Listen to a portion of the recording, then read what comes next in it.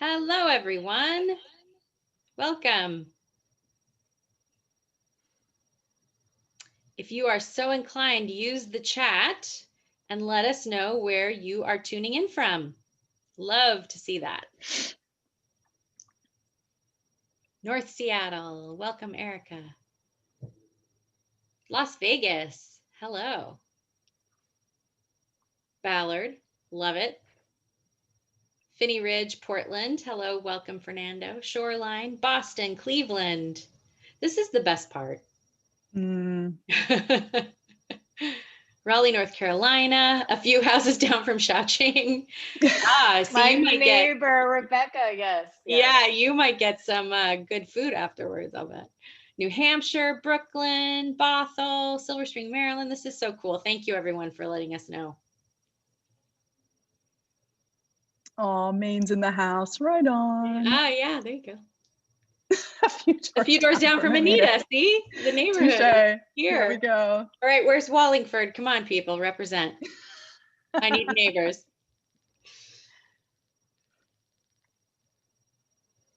All right. They're great. People from everywhere. Right. We're going to give this just a couple more seconds. Okay, it's looking good. All right. Thank you so much, everyone, for being here this evening. I'm Laura Hamilton. I have a cookbook shop here in Seattle, Washington called Book Larder. And in more normal times, we host author talks and cooking classes in our shop. And in the past year, we have taken those to Zoom. One of the really great parts of that is that, as you can see in the chat, people from all over the country and really all over the world have the chance to join us, and we can welcome authors and interviewers from all over the world as well. So we're going to look at the bright side of the situation, and I'm so glad that you joined us this evening. We are absolutely delighted to welcome Hsiao-Ching Chou. She is a Seattle-based writer who is the author of her second wonderful cookbook, Vegetarian Chinese Soul Food. She is going to be in conversation with Anita Verna Crofts, who is an author herself and who wrote a book called Meet Me at the Bamboo Table. And Anita is also a faculty member at the Maine Media Workshop, and at the University of Washington, she is an artist in residence in their graduate communications program. So Hsiao-Ching and Anita are going to talk about the book, and Hsiao-Ching is also going to do a demonstration during the chat today. So you'll get to see actually one of the recipes from the book, and maybe Hsiao-Ching's neighbor who's tuned in there will get a little snack afterwards, who knows.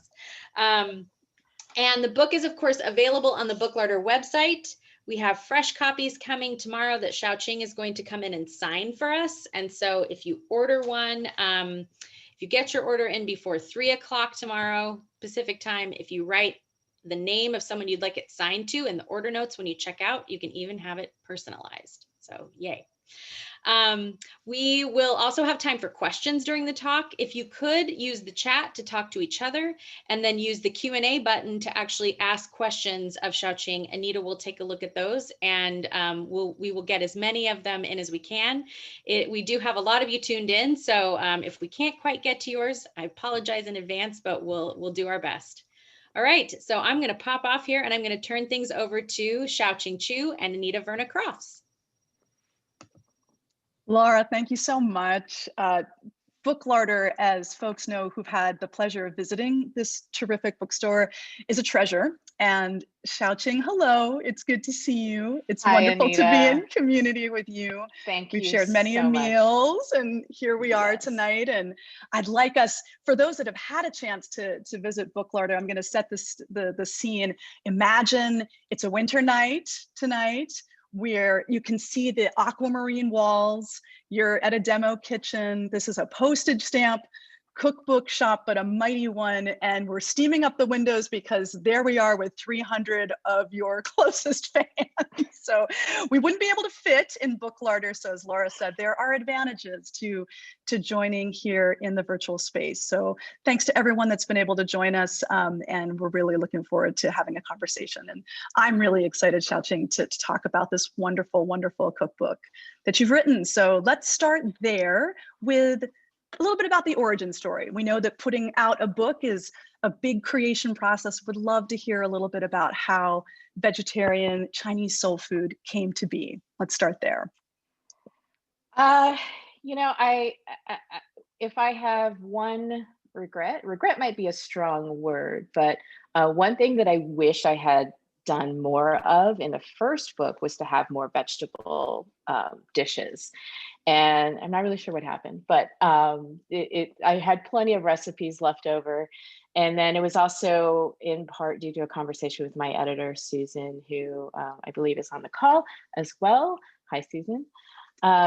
She said, hey, would you be willing to do, well, first she asked me if I'd be willing to do a vegan book.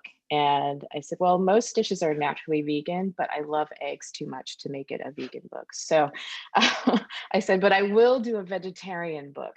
So it was a little bit of a combination of knowing that I wanted to have a second, even other books down the road, but that this was a logical next piece of the story. Yeah.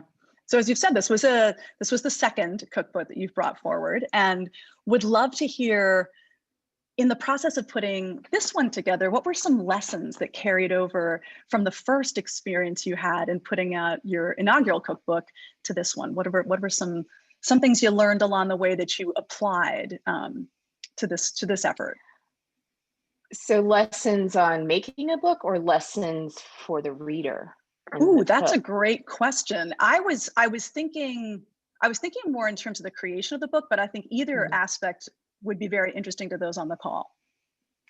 I think for myself, definitely in the first book, getting the word count was daunting. When they say make 70,000 words or whatever it was initially, you're like, how many words is that?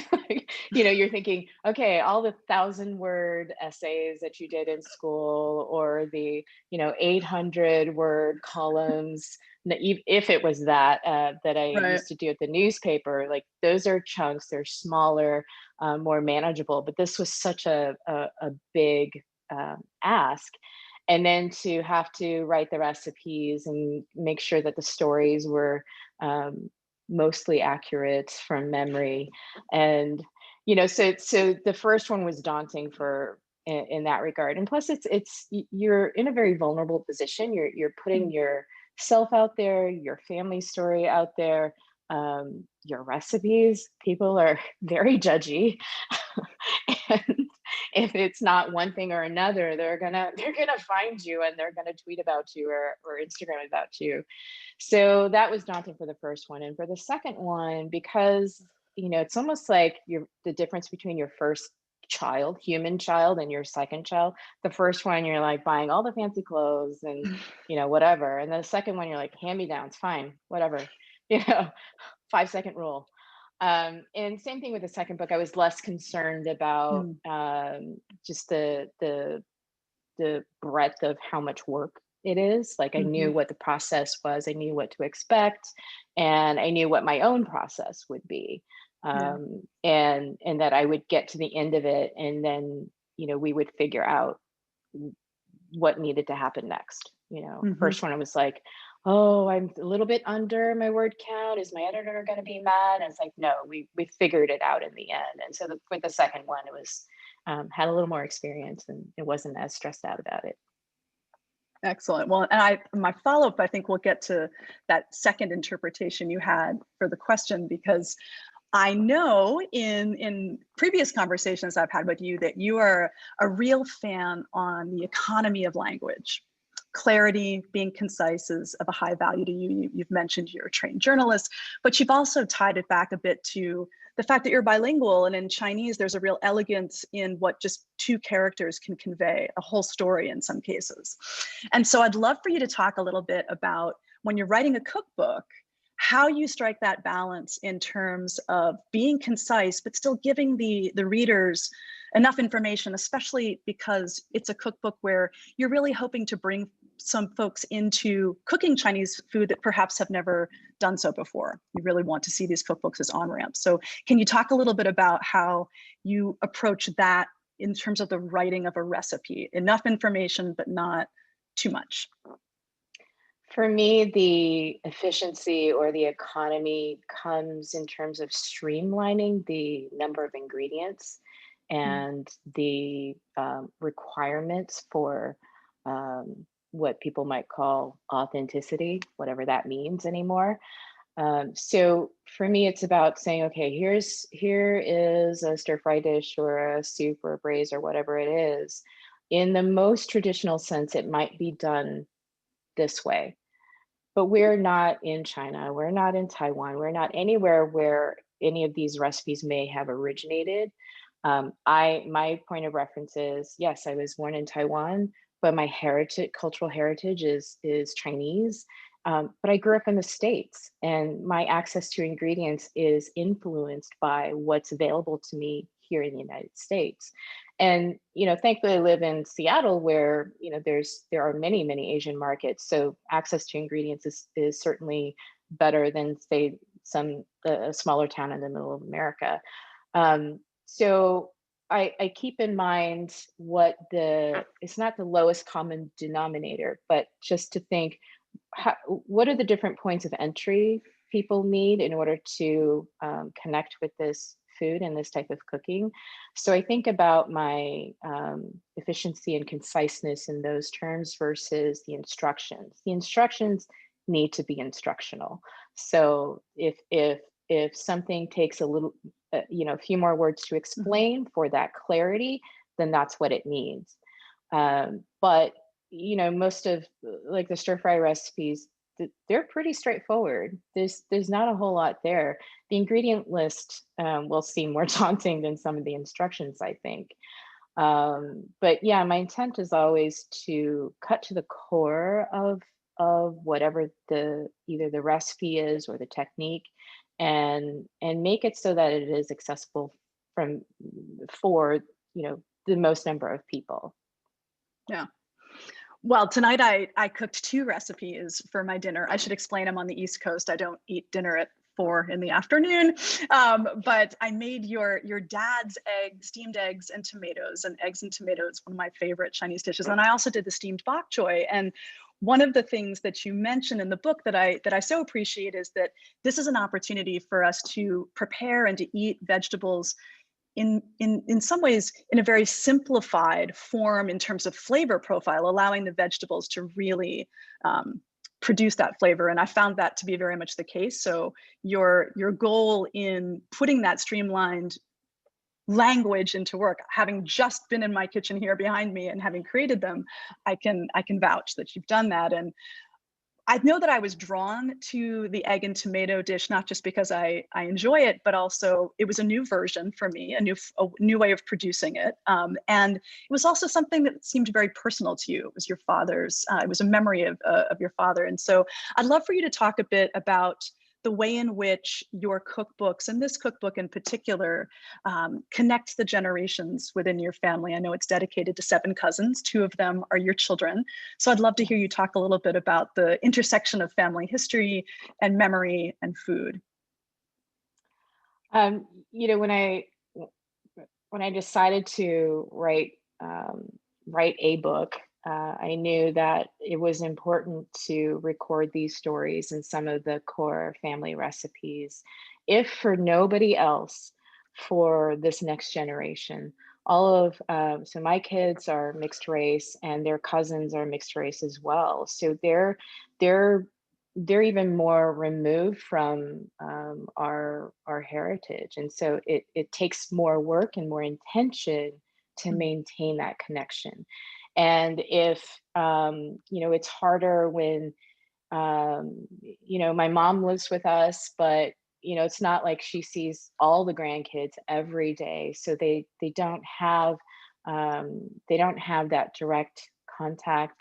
Some of our the older generation, certainly they're not around anymore. My dad died a while back, so the being able to transmit those stories, those family stories, becomes harder. And especially when kids are mixed, and they're lucky to have multiple cultures, right, to straddle multiple cultures. So for me, yes, the first book definitely was all about that. The second book is an extension of it to say, hey, here is, I didn't do as many vegetable recipes as I had liked. I didn't do as many steamed recipes as I had wanted to. So, this is just a continuation of that. And what I discovered with the first book and what will continue with this one is that there's a whole generation of Americans born Chinese or Taiwanese who recognize some of these dishes, especially in the first book, and some of the stories that because they have their own analogs and like, oh, okay, these are recipes that my mom or my grandma or my aunt or whoever made, but they couldn't teach me how to make it because it's like, oh, just cook it until it's done, or until whatever, taste it, and to when it tastes good, that's when it's done. It's hard for people to learn that way, unless you're literally at the apron strings. So there's a whole community out there of people who either grew up Chinese but just didn't learn some of these, or I've also heard from people who have been adopted, and so they're maybe originally from China, well, women who grew up in American families, and so they have to be even more intentional about connecting with their heritage because it's not being transmitted through their parents or their family. So that has been extremely heartening to have that connection and to be able to be that resource in a way. So I hope that can continue. Absolutely. When we think of American Chinese food, very meat centric, sweet and sour chicken, mushu pork, I mean, spare ribs. Can you talk a bit, as you do so eloquently in the book, about how vegetables really do play a starring role in Chinese cuisine? Well, in Chinese cooking in general, we take advantage of everything that is available. So even if you're cooking meat, it's nose to tail, right? Like you use every part in every way and nothing is wasted. Same thing with vegetables. You use everything in every way, even the stems or the cores. You figure out different ways to use that and preserve it, or broccoli stems that we only buy broccoli crowns here, but there's a lot of goodness in a broccoli stem. So it's kind of like appreciating vegetables, the wholeness of vegetables, but also their natural flavors, right? It's not just a side dish. And when we are making a meal, we're thinking about balancing flavors, textures, seasonality, but also proteins, whether that's a meat protein or tofu, and vegetables. And often, because meat is expensive, right? It's expensive. So even if there is a dish that has some meat in it, meat is a smaller player. So it's more of just to add a little bit of, it's like a seasoning, right? Not that there aren't meat-centric dishes. That certainly is the case, especially if you have animals. And now I'm thinking of like in the villages and stuff. I mean, I certainly don't have livestock in my yard, but it's you want that balance because without getting too much into like traditional Chinese medicine or those kinds of things, like you still want the how your food is received in your body and your system to have some kind of balance. So I can't have a meal without a giant plate of at least one type of vegetable, if not multiple plates of vegetables. Yeah. Well, speaking of multiple plates of vegetables, would you like to do a demo for us, which will bridge our time from you and me having a conversation, and I'll start to take a look at the chat. If folks have questions as Hsiao-Ching is actually doing this cooking demo. And for folks that aren't familiar, Hsiao-Ching has cooking demos are something she excels in. She's part of the Hot Stove Society. I'm really excited. I'm going to start transitioning. Yeah, you go so start you transitioning. Keep talking for a second. Yeah. Booklarder has a phenomenal test kitchen, but I will say that Hsiao-Ching's not too shabby.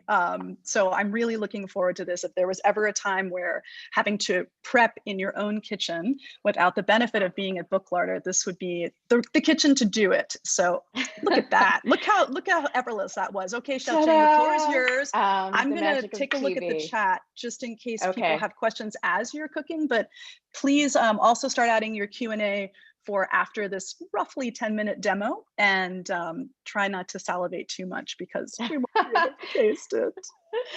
But a quick thing before I get into my demo, as with, I mean, this happens. There are a couple of little copy edit mistakes that I want to call out. One in particular, which is for the soup dumpling recipe on page 95 in the ingredient list.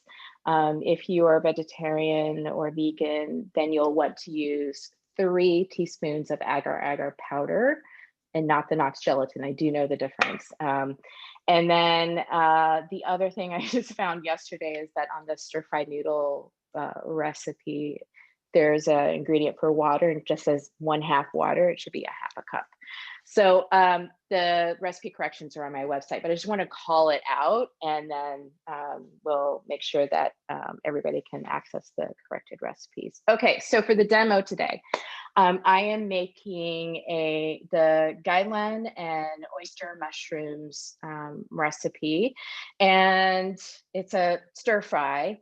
And what I just have these beautiful oyster mushrooms.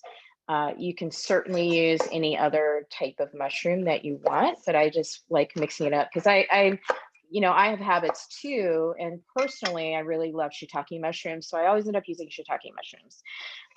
But this, I just wanted to force myself to kind of go out of my usual suspects. So oyster mushrooms, there's definitely a lot more varieties of mushrooms available. So feel free to experiment with that. Just something kind of hearty and meaty is really good.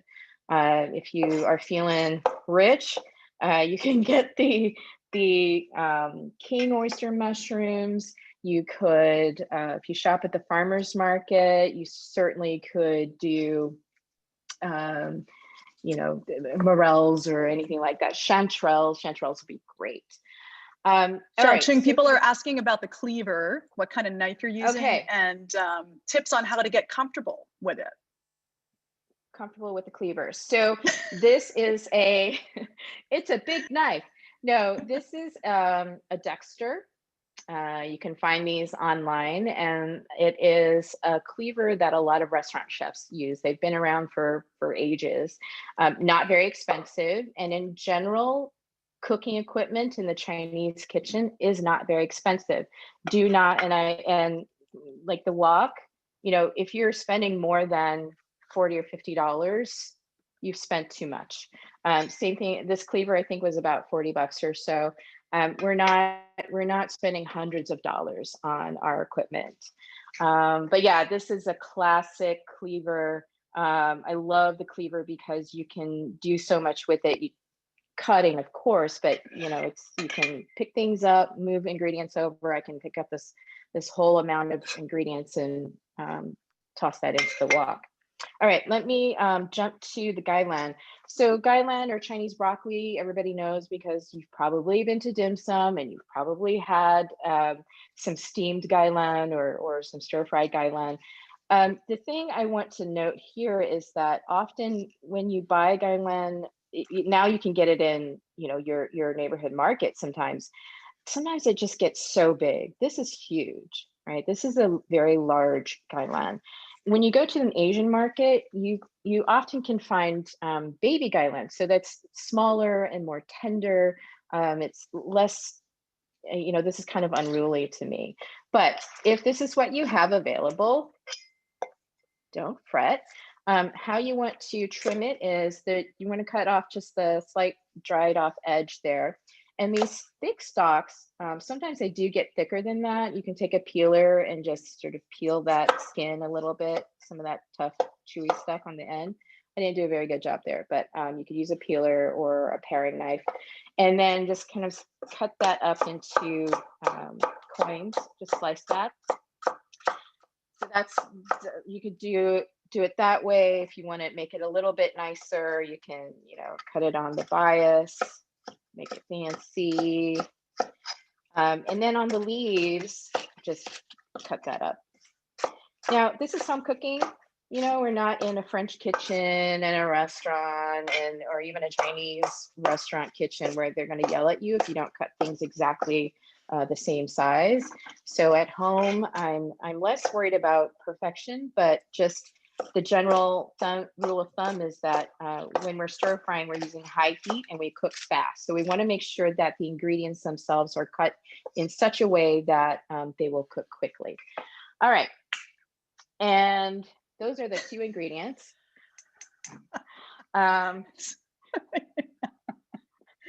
Okay, something's happening that I missed. So, no, your wonderful videographer. My husband was revealed in the glass and waved and was wonderful. He's tremendous. Team effort tonight. Husband, team effort. Yes, he's actually a TV producer, so I benefit from having a professional camera person in the house. All right, so I'm heating up my wok. You do want to preheat the wok, and I can already see there's little wisps of smoke that will rise off the surface of the wok.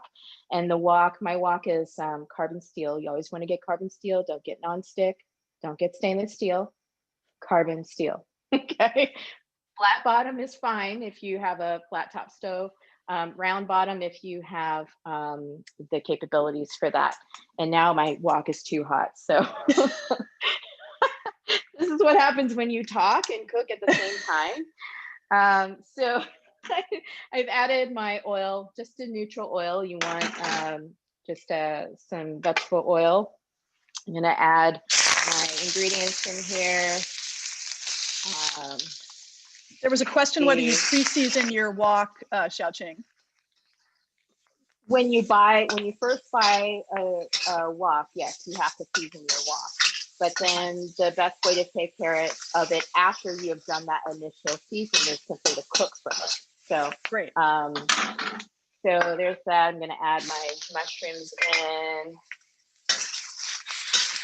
Stir that around, high heat, after cooking. That's what stir frying is. And the seasonings are very simple. Soy sauce, my favorite ingredient ever. A dash of water. And what I wanted to do is have kind of, so with the hoisin sauce and a little bit of garlic, is just to have it be reminiscent of the steamed gailan that you might find in a dim sum restaurant, and you just douse it with hoisin sauce. So I wanted to kind of nod at that, but then have it be a stir-fried dish. And I actually prefer this way of having gailan versus steamed whole branches. It's like really hard to eat. And then that's it. I mean, I could have added a sprinkle of white pepper. I could have added a sprinkle or a drizzle of sesame oil. But, you know, to that initial point, it's like I wanted to kind of streamline these flavors. There's so much flavor already in the mushrooms and the broccoli or the gailan and some of the sauce that, you know, we could layer on as many of these other things. We could make it spicy. We could do all sorts of things. I had, you know, you could add black bean garlic sauce instead of hoisin if you wanted. So there's a lot of flexibility into it, but what I've tried to do is just streamline it so that people have just like a minimum, you know, just a minimum number of ingredients that they can use for that. So that is the gailan and oyster mushrooms.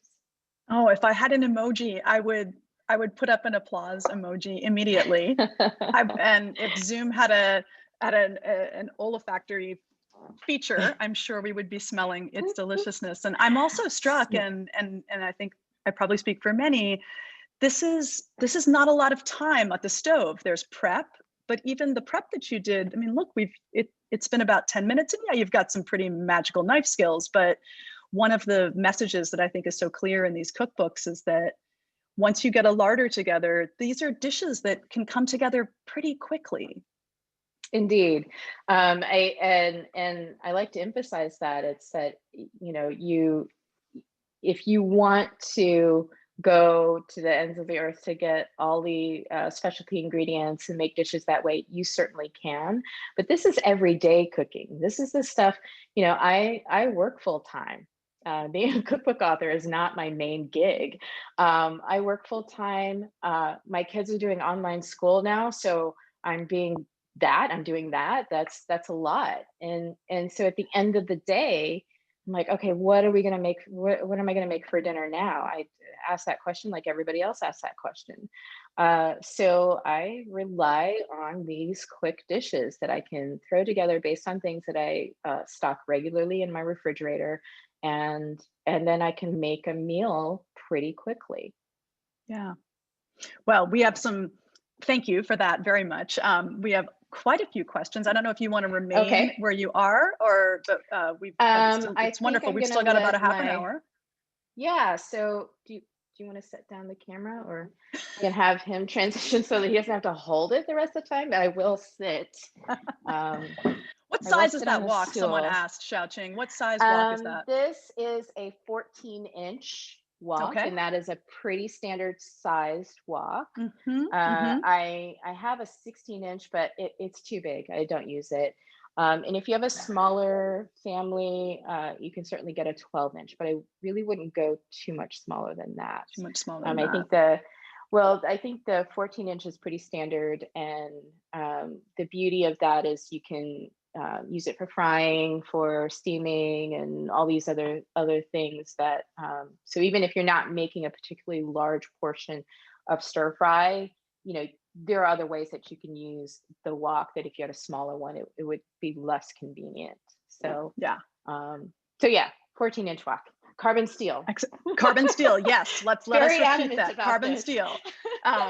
Thanks to folks that have been putting questions into the Q&A. If you're dropping your question in the chat, I am like a ping pong game trying to make my way between the chat and the Q&A.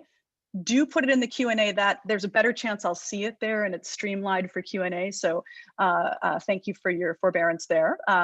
But yeah, let's get into some of the questions that have been coming in, and we'll just continue the conversation. So let's see. Iris asked about the many different sub-cuisines within China. China is an enormous country, and she's curious about what were some of the origins of your recipes. Is it particularly regional? Could you talk a little bit about that? I draw from just kind of this combination of influences. I did not grow up in China, and neither did my parents. They were born in mainland China in different areas, and then because of the communists, they fled and grew up. They ended up growing up in Taiwan, and because they both came from military families, initially their families were part of these military villages. So, you know, all the military people came from all across China. So all of a sudden, all these people with different backgrounds and culinary backgrounds were put into these villages, and the food obviously was had a lot of different influences, and then add that to the influence of Taiwanese cuisines and influences, you get this really interesting mix of dishes. And that is initially, you know, so my parents grew up in Taiwan, and so their influence was from all of that. And then when we came to the States, where, you know, we grew up and we eventually started a restaurant, the menu on our restaurant was very much, there was plenty of Americanized Chinese food, but there was also Sichuanese dishes. There were some other types of dishes that kind of come from all these different places. So the result of all of that is that the food in my books draws from a lot of those different types of influences. So, you know, some classic, a little bit of classic of a lot of different things. Yeah, yeah. Next question. So Barbara asks, hello, Barbara. Nice to see you. She asks if these were traditionally vegetarian dishes, or did you amend dishes to make them vegetarian for this cookbook? There's some of both. Like soup dumplings, for example, are traditionally filled with pork. And the gelatin that goes into a soup dumpling is made from bones and pork skin and all of that to get the collagen, right? So that is traditionally a meat-centric dish, but it's not. I knew that I could make that vegetarian just by making some adjustments. So that is an example of something that I did want to make vegetarian. Other things are just naturally vegetarian or and naturally vegan, in fact, except for the use of eggs. So I don't know that I can give you a percentage, but you know, when we think about making a dish, it's not, we don't normally start off with a recipe. We start off with what's fresh at the market, what's in our refrigerator. You know, I'm just imagining like my relatives' apartments in Taiwan. They're tiny. The kitchens are, you know, galley kitchens, very tiny. So they're shopping frequently, right? So they're not saying, I'm going to start with a recipe and then do, like, that's not how we cook. It is, you know, food and food culture is a very different thing. It's more integrated, right? So it's like you go down to the corner market, you buy the fresh vegetable, and then you figure out what you're going to do with that. To just a different way to look at it. So same thing with these recipes. It wasn't like I was thinking, what are the classic dishes that have meat in them and how do I make them vegetarian? That's the wrong approach. Yeah. And I know you can't do percentages in terms of which derivation, but someone did ask about vegan versus vegetarian. How many dishes, or roughly, if in the cookbook, are there, what percentage of them are vegan? Well, I have an egg chapter, so that's true. You sort of bracket it in that I chapter, don't remember. Yeah, I made it so that everything outside of the egg chapter, there are a couple of things that have egg in them that you could easily take them out, but I would say I don't know, it's mostly naturally vegan. I honestly can't get, I mean, I feel like it's just a small portion of the recipes have egg in them, but otherwise they're all naturally vegan. Yeah. Madeline asked to talk a little bit more about that concept of authenticity, and which you mentioned earlier, and why that's such a large part of the food cookbook conversation. Wow, that is a very long conversation, but but you're so good at being concise. I'm counting on you, Hsiao-Ching. Okay, use your journalism chops. The pressure.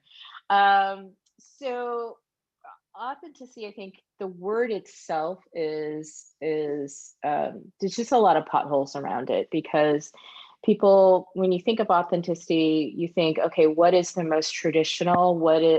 How would they make XYZ dish in the village in the Yunnan province, or some province someplace, and that is one form of authenticity. But General Tso's chicken is also authentic, right? Because it's authentically itself. It is a deep fried chicken dish with a sticky, sweet, sometimes spicy sauce, and you eat it over boiled American broccoli, and with a big pile of rice. Like there is authenticity in that as well. So for me, it's about how are you true to the spirit of a dish, A, right? B, how are you true to the intention of the dish? So if my intention is to say, here are the ingredients that are available to us in the United States at a relatively well-stocked neighborhood grocery store, and with a supplementary visit to an Asian market. What are the things that we can make that are in the same spirit of the most traditional dishes? And sometimes it's not even whether the ingredients are traditional, it is literally the techniques, right? So the stir fry, how a stir fry comes together, the types of ingredients that you pick. The skyline and mushrooms, it would work with kale and button mushrooms if you wanted, right? The taste would be a little bit different because of the ingredients, but you certainly could do that. So for me, it's I don't want to get hung up on being it's that purity check, right? Yes, you can talk about tradition. Yes, you can talk about authenticity in the tradition. But we live where we live. We have access to what we have access to, and what's more important, right? I mean, if you think about the diaspora of Chinese people around the world, Grace Young, one of my friends, and also a very well-known cookbook author, she's got a recipe for like a Jamaican jerk, I think it's fried rice, in one of her books. And that's because somebody's family moved to Jamaica and had that influence in their Chinese cooking, right? So who am I to say what's authentic and not authentic? That is authentic to that person in that environment.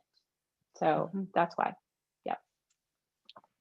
Thanks. There are a lot of questions around, how do I work with an electric stove if I don't have a wok? How does this work? And one of the things that I love about your approach to cookbooks is you have a very your approach to life is very no nonsense. Anyone that knows and loves you is always in awe of your ability to just home in on what needs to be done. And that no nonsense quality really shines through in the book.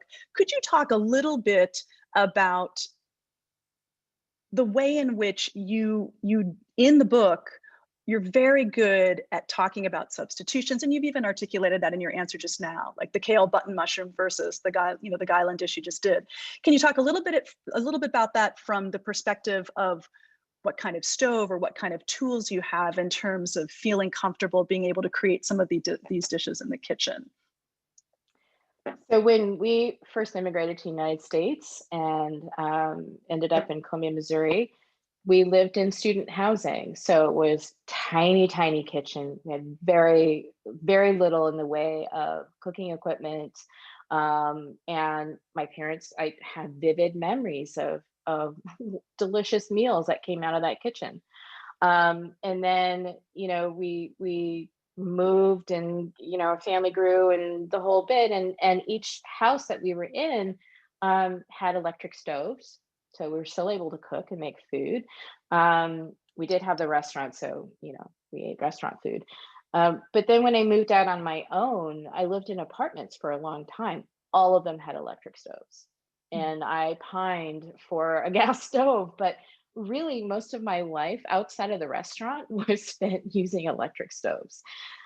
So the way to mitigate that is, of course, you want to get a flat bottom wok, right? So trying to cook on a traditional round bottom wok is very challenging on an electric stove. So you need to get a flat bottom wok. And that will give you more contact will give the wok more surface contact with the heat.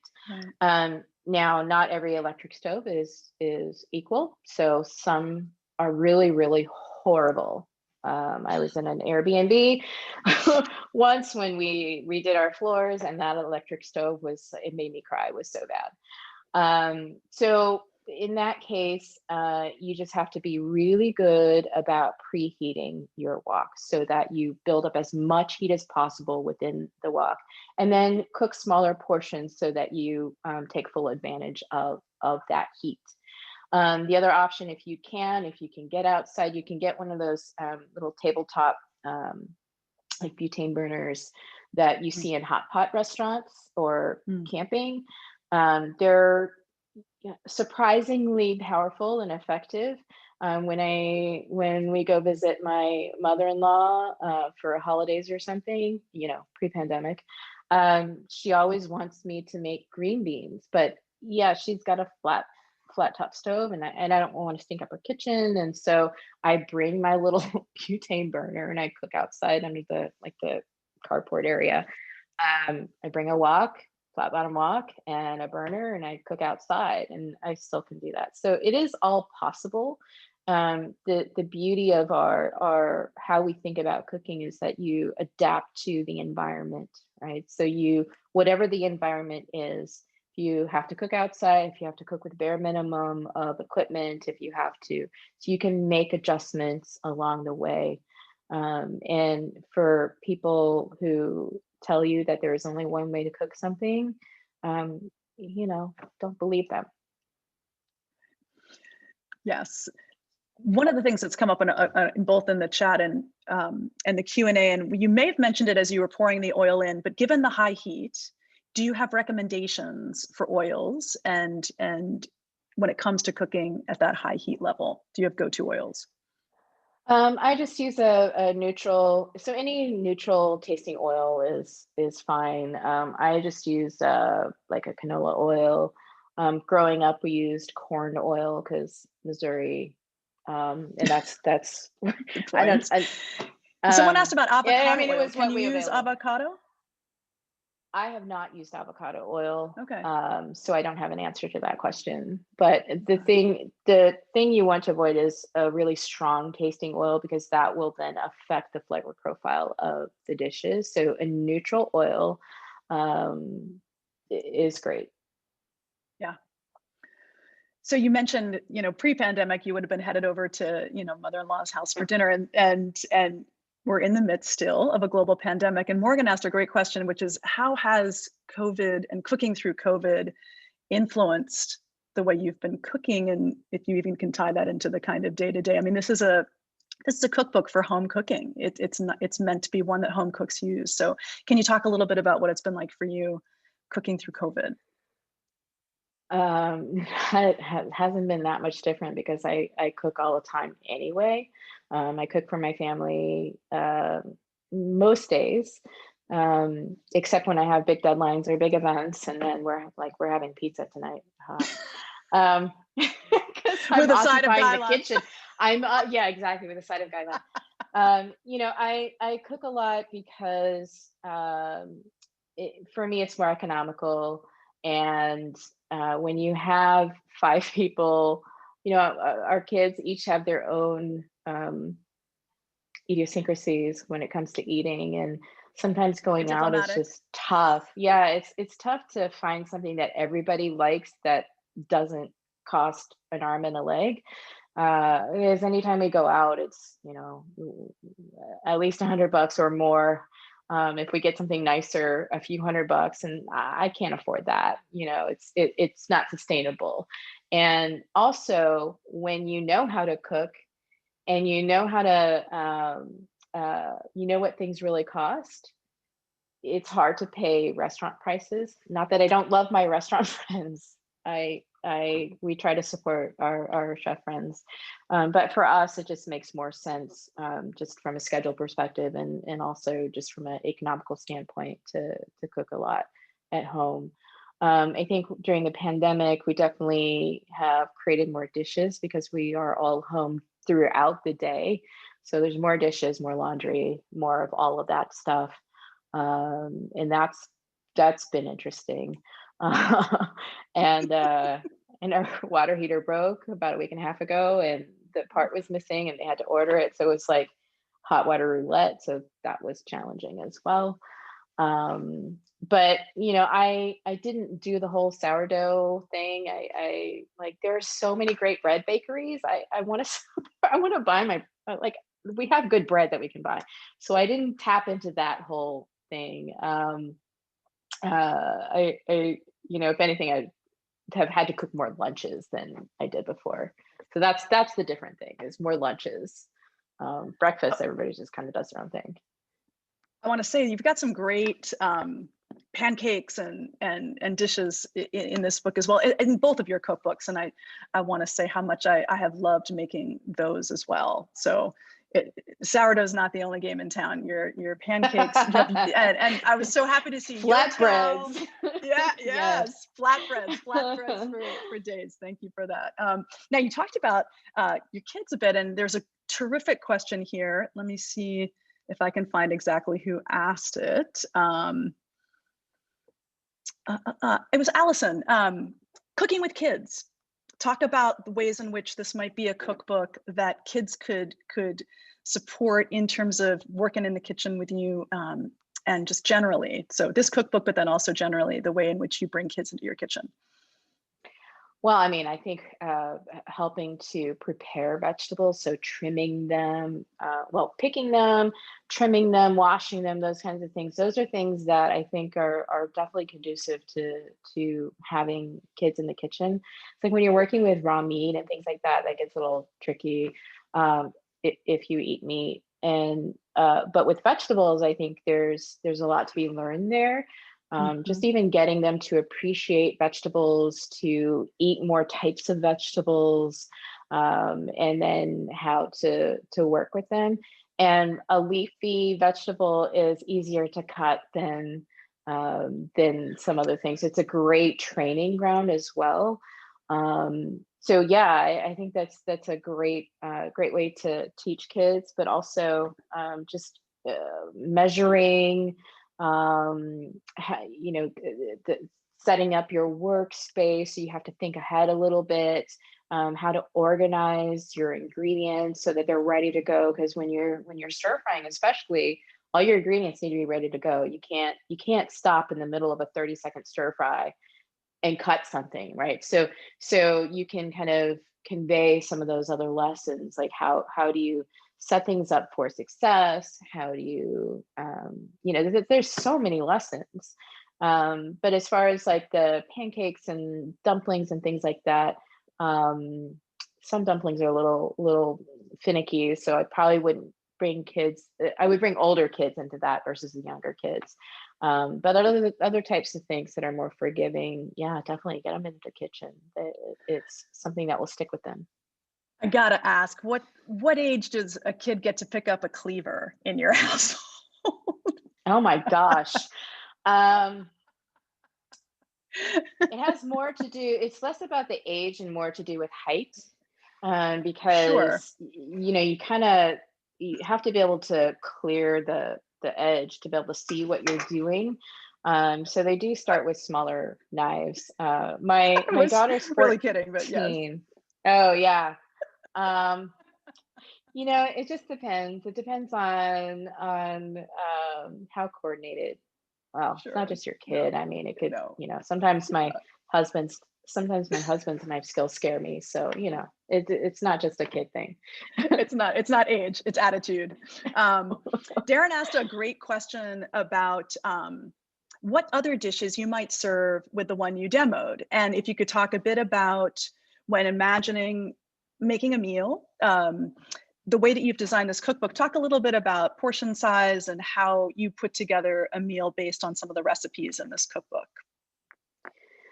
So any one dish, even though the serving size says it serves 4, any one dish is not going to serve 4 necessarily, right? So it could, if you're just making one dish, it could be, if you're a big eater, it could be for one person, or it could be for 2 people. But we don't typically make just one dish. We make several. So for me, with our family of 5, I'm often making 3 or 4 dishes, or 3 dishes and a soup or something like that. So you need to think about the number of people you're feeding, and then you want to balance out, we're not vegetarian, so I do have we do have meat dishes. So I'll have maybe something that's a little bit more meat centric, and then 2 things that are more that are just straight up vegetables or tofu, and then maybe a quick soup. And many of the recipes in this book, as far as soups are concerned, are very quick, especially if you don't if you just use water instead of a broth. So it's more about that. It's like balancing, okay, I have something that is heavier in flavor and maybe the ingredients, and then I have something that might be lighter, or texture wise it might be more delicate. So you want a range of flavors, textures, kind of the like the sauces. Something could be steamed and very delicate versus something like with the gailan and the mushrooms that's heavy with the soy sauce and the hoisin. So it's about balancing all of that. Particular pairings with this, I mean, the mushrooms are pretty hearty, so I might pick another greens dish that's just greens, like it could be the pea sprouts or something like that, or it could be something steamed. I really enjoy the steamed winter melon, for example. That might be something that would be a counterpoint. It really could be anything, right? Like this could be nice with fried rice, like this, you have your fried rice, a bowl of fried rice, and then you have this as something on top, or just appreciating a wonderful bowl of properly steamed rice, because there's so much natural flavor in steamed rice.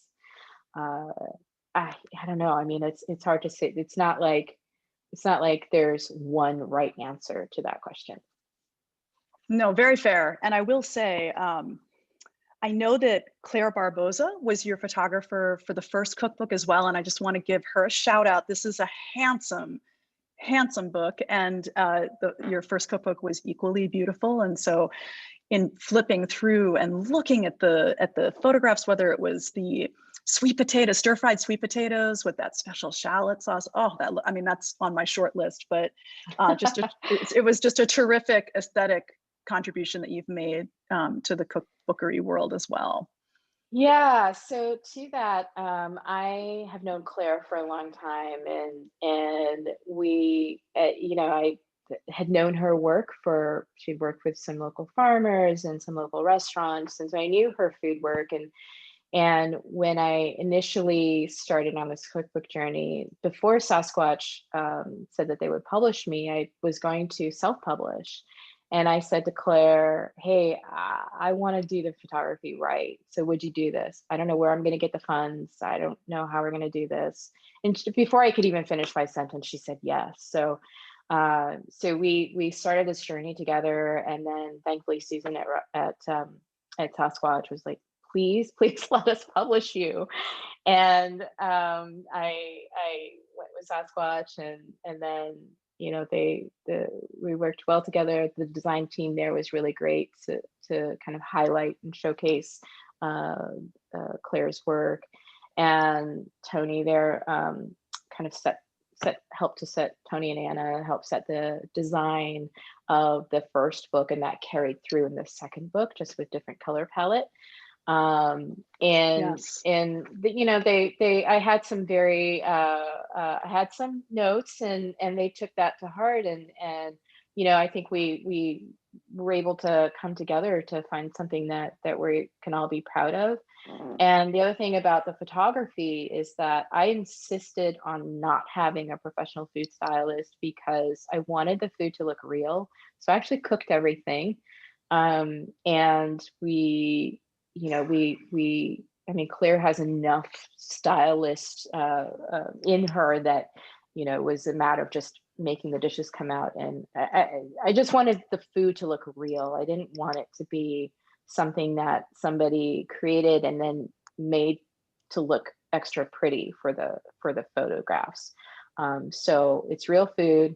I didn't use fake food. I didn't use any other tricks. The only trick we might have done is maybe piled something a little bit higher, so like make extra food, pile it higher so that it would, stand up on the plate. But I didn't use any other tricks besides that.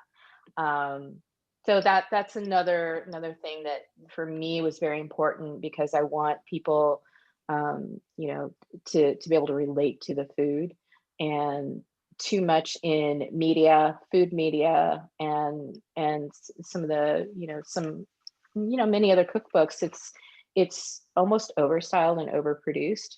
And that is my editorial comment there. But yeah, when you have pictures like that where everything is just so, the average home cook, whoever that is, thinks that is perfection, and that's the ideal, and that's what they have to achieve, when the reality is that whatever you cook is going to look different from the photo. So the smaller the gap between what I cook and what you cook, the better, right?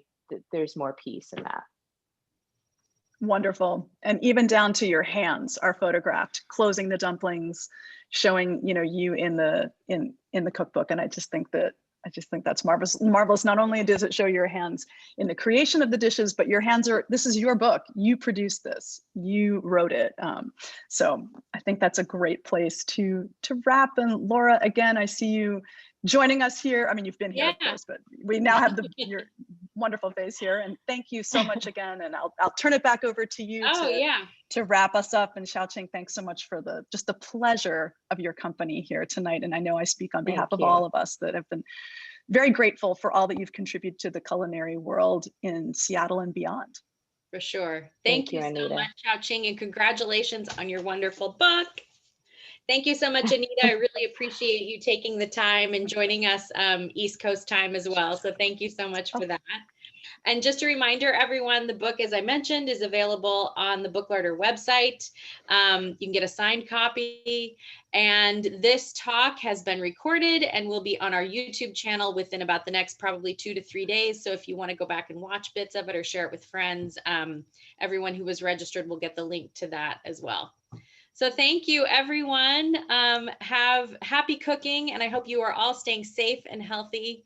And thank you again, Hsiao-Ching and Anita. Bye, everyone.